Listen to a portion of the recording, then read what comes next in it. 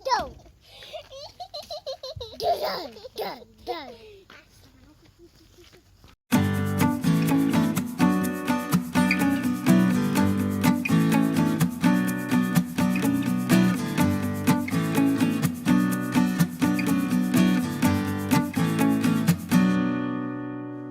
Apakah kalian sudah menikmati kopi hari ini?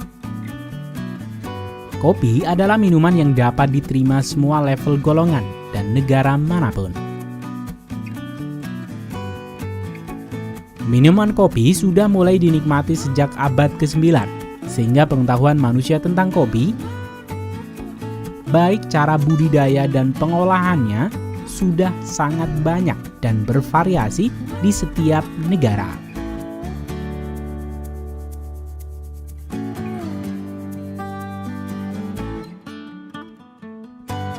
Dan pada akhirnya menghasilkan cita rasa yang unik pada secangkir kopi. Pada kali ini kita akan mengunjungi pertanian modern di Brazil dan juga proses pengolahan kopi dari seluruh dunia.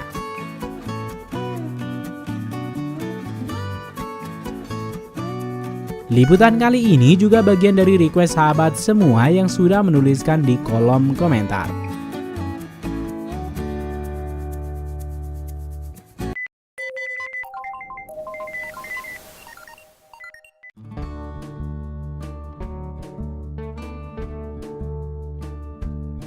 Negara Brazil telah menjadi negara penghasil kopi terbesar dunia sejak puluhan tahun yang lalu.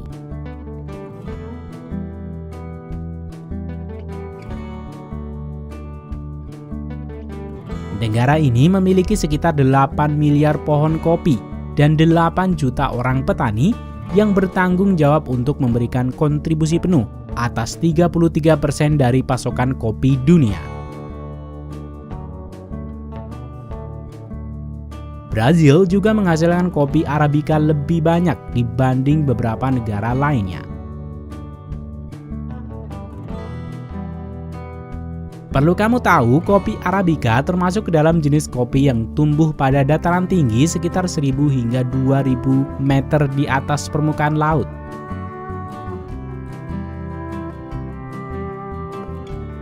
Kopi Arabica terkenal memiliki harga yang lebih mahal dengan rasa lebih manis dan nikmat.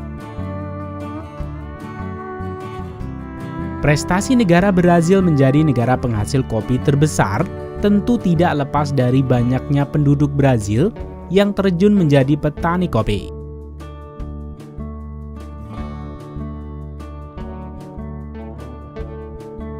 Sehingga pertanian kopi Brazil terdiri dari petani kopi tradisional dan juga petani kopi modern.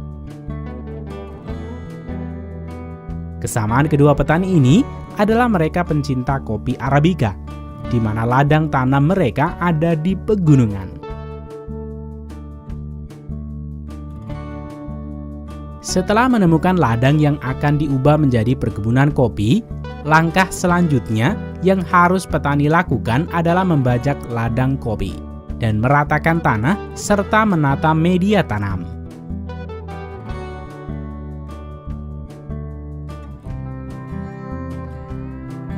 Kegiatan ini selain bertujuan untuk menggemburkan tanah, pengukuran jarak media tanam dan jarak tanam, juga bertujuan untuk mempermudah traktor-traktor bekerja untuk melewati ladang kopi pada proses perawatan dan juga pemanenan.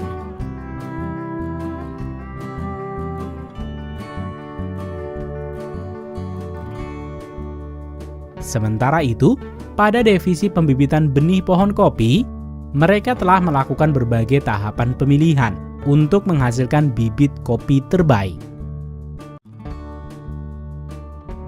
Bibit kopi ini telah memenuhi kriteria, diantaranya diambil dari indukan kopi yang sehat dan terbebas dari hama penyakit, dan juga memiliki ciri batang pendek, bentuk tajuk yang bagus, serta berbuah lebat. Kemudian petani menyemai biji kopi pilihan ini pada media tanam.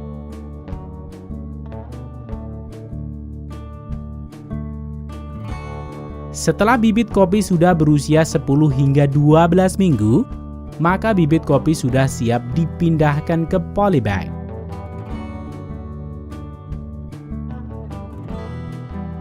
Setelah ladang selesai dibajak dan bibit sudah berumur 4 hingga 5 bulan, penanaman bibit kopi siap dilakukan.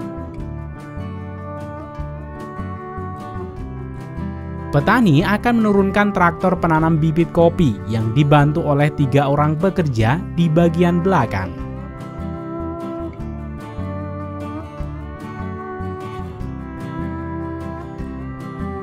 Traktor ini akan membuat lubang dengan kedalaman 15 cm dan menjatuhkan bibit pohon kopi ke dalamnya.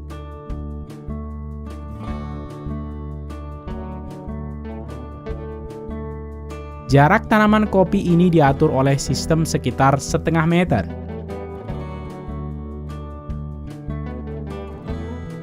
Setelah bibit kopi ditanam, traktor pembawa tangki air akan mengikuti di bagian belakang sembari menyirami bibit tanaman kopi yang baru.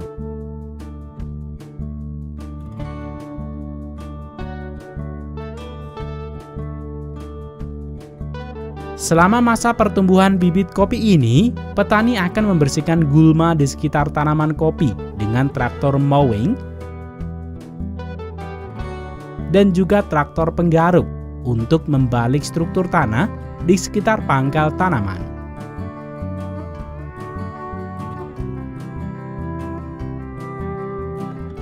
Kemudian pemupukan tanaman kopi akan dilakukan secara rutin dengan menggunakan pupuk kompos atau pupuk kandang untuk keberlanjutan kesuburan tanah. Akan tetapi, selain pupuk kandang, tanaman ini juga mendapatkan pemupukan kimia yang akan dilakukan 3 kali dalam setahun.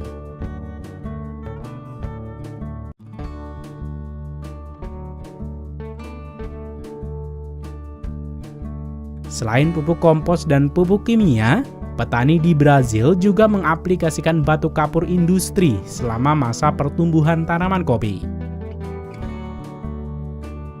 Dengan pemberian takaran yang tepat sesuai dengan kondisi tanah, terbukti dapat meningkatkan hasil kopi dan keuntungan ekonomi lebih dari 40%. Kemudian, perawatan yang tidak kalah penting adalah pengendalian hama tanaman kopi. Hama yang sering menyerang tanaman kopi adalah penggerek buah kopi, kutu hijau, dan karat daun.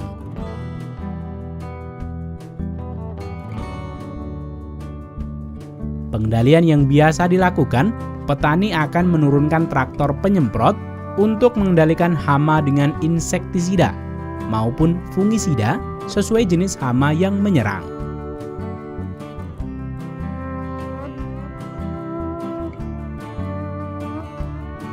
Ketika tanaman sudah berumur 3 hingga 4 tahun, maka petani akan melakukan pemangkasan tajuk kopi.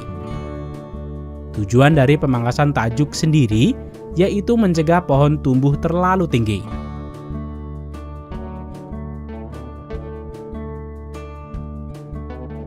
Pemangkasan dilakukan dengan jarak 30 hingga 40 cm dari bagian pucuk.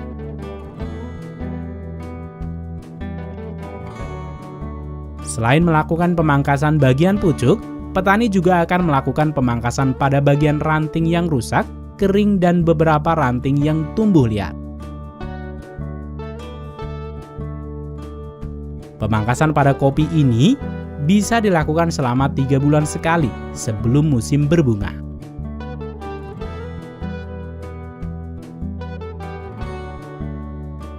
Tanaman kopi sudah bisa dipanen ketika berumur 2,5 hingga 3 tahun. Rata-rata budidaya kopi Arabica dapat menghasilkan panen sebanyak 0,5 kilogram hingga 1 kilo biji kopi per batangnya. Bagi pertanian modern seperti ini, biasanya proses pemanenannya akan menunggu hingga biji-biji kopi ini mencapai 70% bagian sudah matang. Baru kemudian traktor pemanen ini diturunkan.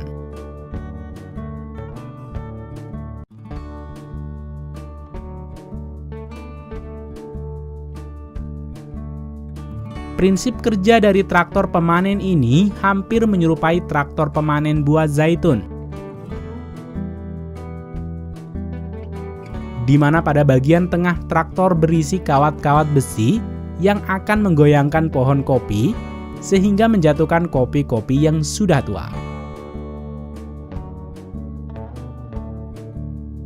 Namun karena kekuatan dari traktor ini, juga tidak jarang beberapa biji kopi muda akan ikut masuk tercampur dengan biji kopi tua.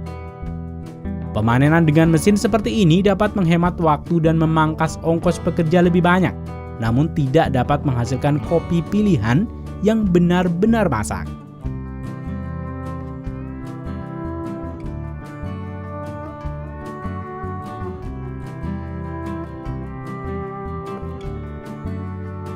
Sehingga beberapa petani modern lainnya memilih pemanenan secara manual untuk menghasilkan biji-biji kopi terbaik dan tua dengan sempurna, sehingga menghasilkan kopi terbaik dengan nilai ekonomi yang lebih tinggi.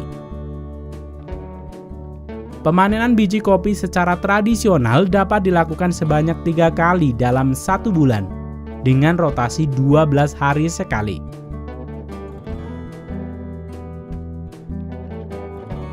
Ciri-ciri dari buah kopi yang sudah bisa dipanen yaitu buahnya sudah matang dan berubah warna menjadi merah tua.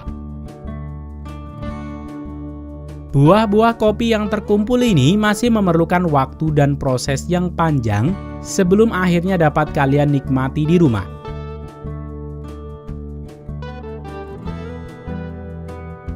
Beberapa proses yang harus dilalui setelah proses pemanenan adalah penjemuran, penyangraian, hingga akhirnya dapat kalian seduh. Setiap proses tersebut akan mempengaruhi aroma dan cita rasa kopi di lidah kalian. Proses pengolahan kopi selama di kebun menentukan kualitas kopi sebesar 60%.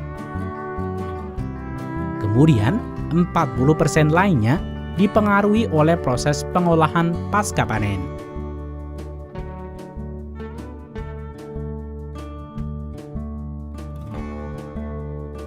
Salah satu proses pengolahan yang cukup penting adalah memisahkan biji kopi dari dagingnya. Metode yang digunakan untuk memisahkan biji kopi pun banyak variasinya. Ada 5 metode pemisahan biji kopi dari daging buah kopi. Namun pada kali ini, kita akan membahas secara singkat 2 saja, yaitu natural process atau proses kering, dan juga honey process.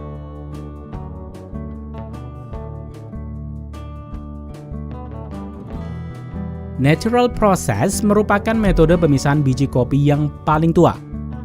Sesuai dengan namanya, proses ini tidak melibatkan mesin dan air. Buah kopi yang sudah melewati proses penyortiran sesuai kualitasnya akan melalui proses pengeringan atau penjemuran di bawah matahari langsung.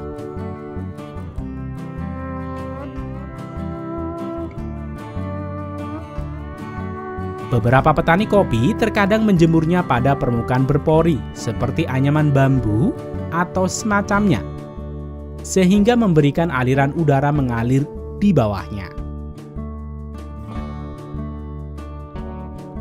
Buah kopi yang dijemur ini tidak dikupas terlebih dahulu, melainkan dijemur bersama kulit dan daging buahnya.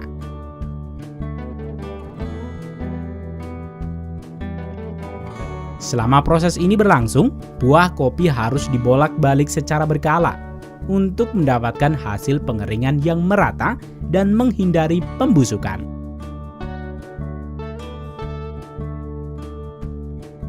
Sesuai dengan namanya, proses ini membuat buah kopi mengalami fermentasi secara alami dan terkelupas dengan sendirinya.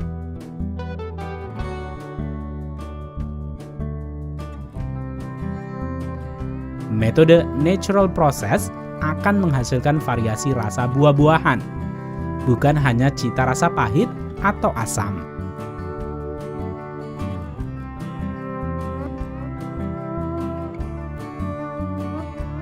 Selanjutnya adalah metode honey process. Metode honey process untuk memisahkan biji dari buah kopi ini biasanya dilakukan di negara El Salvador dan Costa Rica. Metode honey process adalah hasil kombinasi dari dry process dan wash process. Proses pengolahannya dimulai dengan buah kopi yang dikupas menggunakan mesin depulper untuk menentukan seberapa banyak daging buah yang dibiarkan melekat pada biji kopi sebelum nantinya dijemur.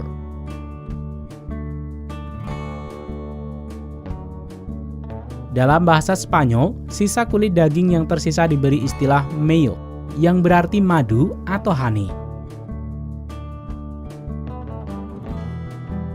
Keunikan inilah yang dikenal dengan istilah honey process, karena menghasilkan lendir atau mucilage yang melekat pada biji kopi.